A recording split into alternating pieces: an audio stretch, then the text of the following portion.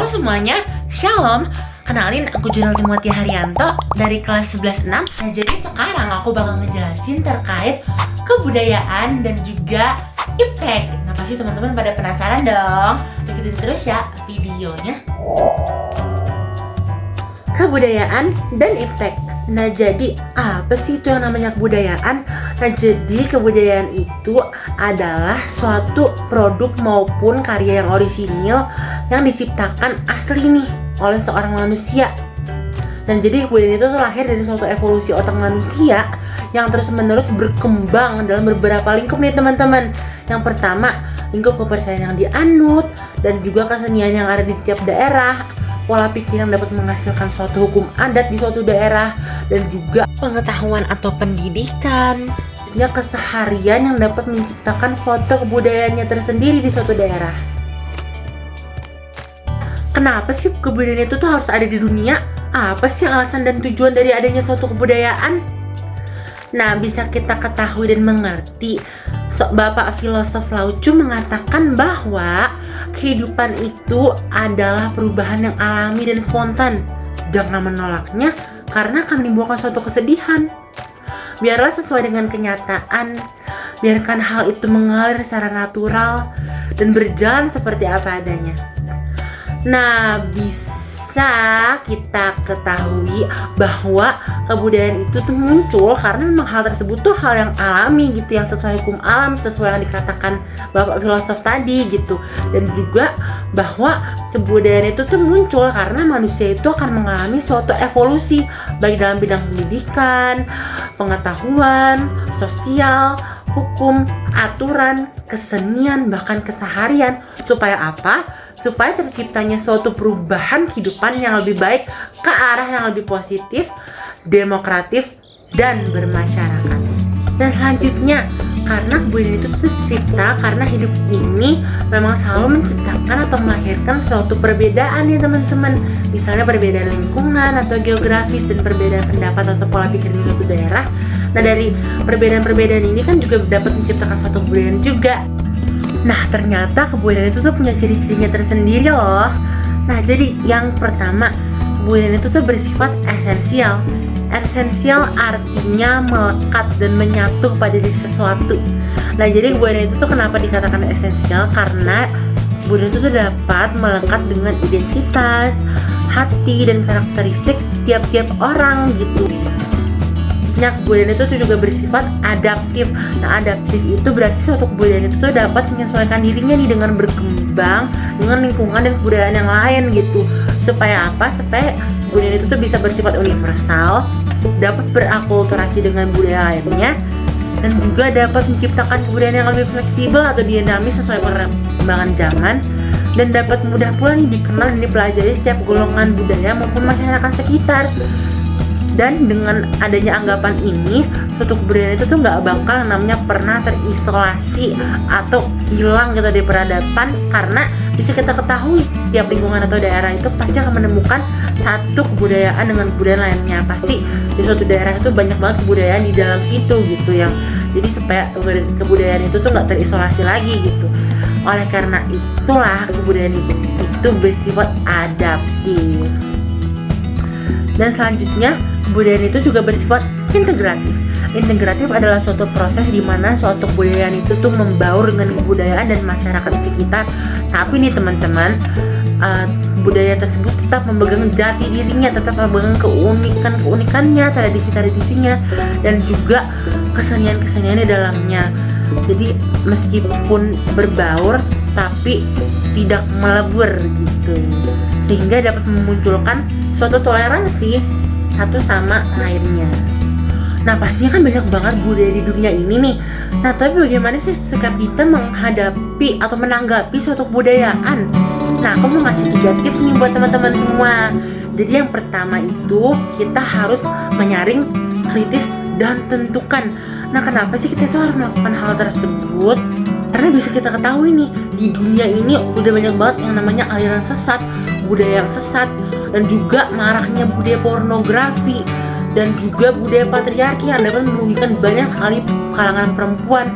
dan juga budaya yang toksik yang dapat menciptakan suatu ketidakstabilan di suatu masyarakat. Nah, pastinya kita sebagai manusia yang bijak, manusia yang berpikir, dan manusia yang selalu ingin melakukan satu hal yang benar, gak bakal ingin budaya-budaya negatif ini tuh terus ada gitu ya kan. Oleh karena itulah kita sebagai manusia itu harus menyaring dan juga menentukan secara kritis nih budaya mana saja yang bakal kita lakukan, budaya mana saja yang harus kita ikuti. Setelah kita memilih, lakukan kebudayaan tersebut.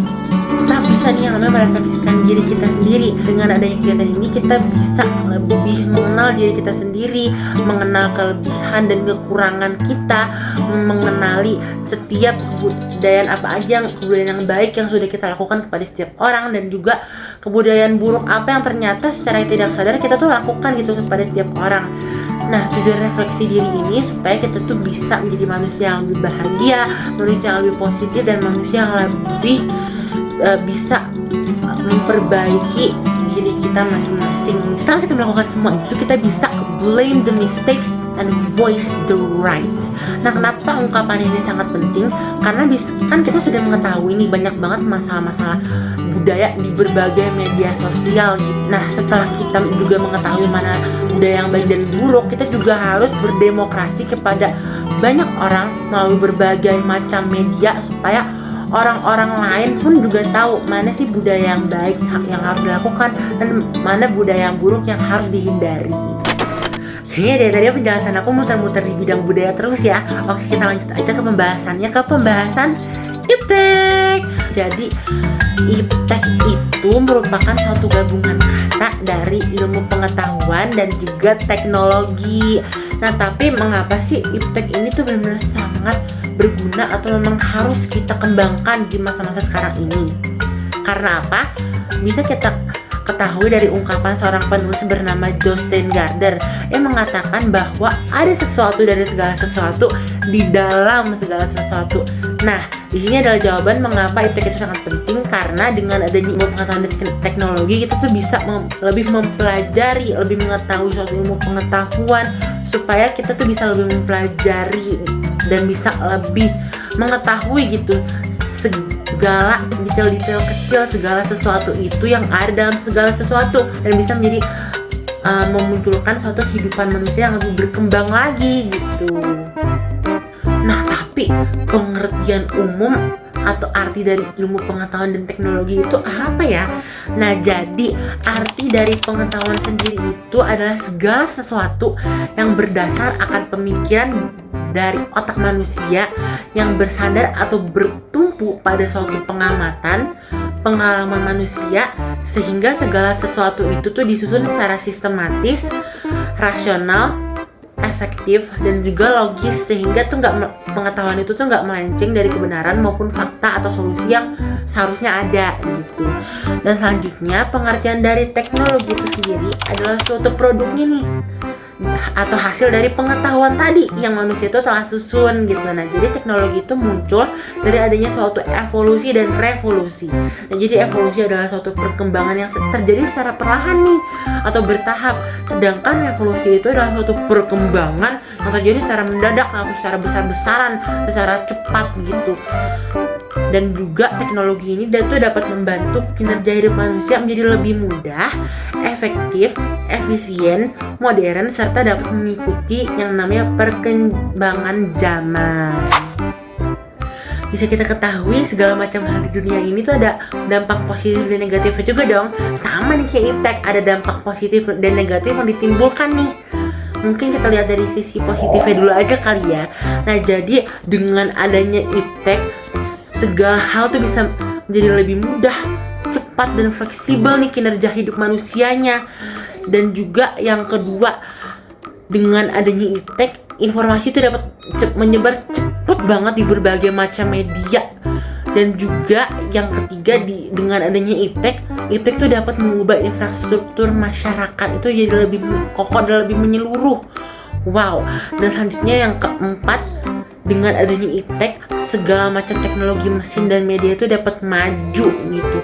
Dan yang kelima, dengan adanya iptek, segala macam media komunikasi itu dapat tersalurkan lebih mudah dan lebih cepat. Dan ternyata teman-teman, dampak negatif iptek iptek juga nggak kalah banyaknya teman-teman. Yang pertama nih, bisa kita ketahui bahwa dengan adanya iptek, kemungkinan kepercayaan akan pertolongan dan keberadaan Tuhan itu bisa benar-benar menurun drastis.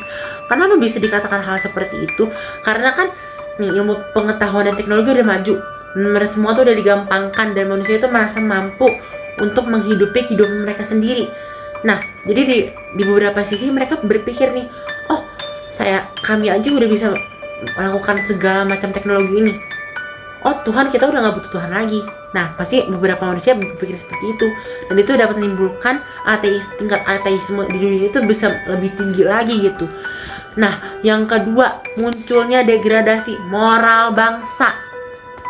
Misalnya nih, di era digital dan zaman sekarang nih, itu tuh marak banget nih individualisme, karena setiap manusia itu lebih berfokus dan ingin mencapai target hidupnya pribadi gitu. Dan juga kemalasan juga nih juga benar-benar meningkat, karena manusia tuh merasa segalanya tuh udah tersediakan gitu.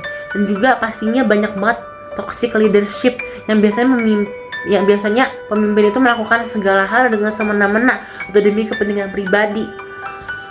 Dan juga dengan adanya iptek ini, berita palsu atau hoax, pornografi, gosip, sara, dan juga segala ancaman atau anggapan kebencian atau negatif tuh lebih marak. Karena kenapa? Kan segala macam informasi dan media itu udah cepet banget kan menyebarnya. Hal-hal yang negatif juga pasti lebih cepet juga menyebarnya. Tindakan kejahatan dan kriminalitas juga meningkat dalam ranah digital. Misalnya maraknya kekerasan seksual, penipuan, hackers yang dapat merugikan masyarakat gitu, gara-gara kan teknologi udah maju nih. Dan juga segala hal itu gampang banget dilacaknya lewat media sosial. Nah, karena itulah kejahatan dan kriminalitas makin tinggi lagi. Dan juga dengan adanya iptek ini tuh bisa benar-benar, kalau manusianya itu nggak bisa mengendalikan segala sesuatu, segala kebudayaan yang sudah manusia buat, yang sudah manusia capai itu dapat terkikis atau hilang. Wah, sayang banget ya teman-teman. Nah, terus bagaimana cara kita supaya bisa menjaga, melestarikan, dan juga tetap mengembangbiakan segala macam kebudayaan dan iptek yang sudah kita capai sekarang? Oleh karena itu, kita butuh pertolongan dan hikmat dari Tuhan. Nah, pastinya di Alkitab sendiri sudah banyak sekali pesan-pesan yang Tuhan sudah berikan untuk kita dalam mengatur dan mengendalikan kebudayaan dan juga iptek. Tapi mungkin kayaknya aku ambil 2 ayat aja kali ya. Untuk yang ayat pertama itu aku ambil dari kitab 2 Petrus 1 ayat 5-6. Nah, 2 Petrus 1 ayat 5-6 ini mengatakan bahwa justru karena itu kamu harus dengan sungguh-sungguh berusaha untuk menambahkan kepada imanmu kebajikan, dan kepada kebajikan pengetahuan, dan kepada pengetahuan penguasaan diri, kepada penguasaan diri ketekunan, dan kepada ketekunan kesalehan. Dan juga untuk ayat yang kedua itu aku ambil dari Roma 12 ayat 2, yaitu janganlah kamu menjadi serupa dengan dunia ini, tapi berubahlah oleh pembaharuan budimu sehingga kamu dapat membedakan mana yang kehendak Allah, apa yang baik dan yang berkenan kepada Allah dan yang sempurna. Nah, jadi dari kedua ayat ini kita bisa menyimpulkan bahwa dalam hidup kita benar-benar butuh yang namanya sosok Tuhan, karena dengan adanya iman itu bisa menimbulkan suatu kebajikan. Dan juga dengan kita mengandalkan Tuhan, mengikuti segala hikmat yang Tuhan sudah berikan, segala apa yang Tuhan suruh pada kita bisa memperoleh suatu pengetahuan gitu dari kebajikan tadi. Dan pengetahuan itu bisa memunculkan yang tadi, yang benar-benar kita butuhkan itu adalah penguasaan diri. Karena dengan adanya kontrol diri atau self control atau penguasaan diri, kita bisa nih punya batasan diri, punya pengendalian atas segala hal dalam kehidupan kita, supaya nggak ada suatu hal yang lebih atau nggak ada suatu hal yang kurang. Jadi dengan adanya pengendalian diri, semuanya itu bisa berjalan seimbang. Juga dalam kehidupan kita harus bisa menjadi manusia yang punya akal budi, yang bisa berpikir lebih lagi ke arah kedepannya, yang bisa lebih berpikir secara rasional, secara efektif, dan secara bijak. Karena dalam diri ini bukan hanya saja teknologi yang harus maju, bukan cuma kebudayaan yang harus maju, tapi pembaharuan budi kita juga harus maju. Karena pembaharuan budi, hikmat itu adalah dasar dari segalanya gitu. Oleh karena itu, pembaharuan budi, penguasaan diri itu menjadi suatu hal yang penting dalam kita menjaga kestabilan kehidupan kita, menjaga kestabilan ilmu pengetahuan dan teknologi atau iptek, dan juga kebudayaan yang telah kita capai, yang telah kita buat sampai sekarang ini.